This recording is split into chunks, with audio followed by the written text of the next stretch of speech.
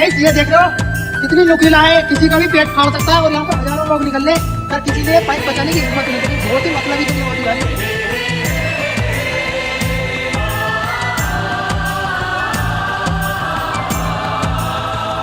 वतन वालों वतन ना बेच देना, ये धरती ये गगन ना बेच देना।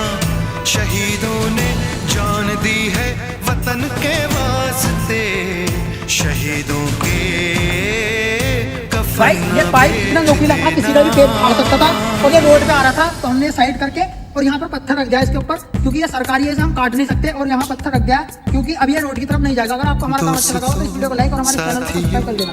हम चले दे चले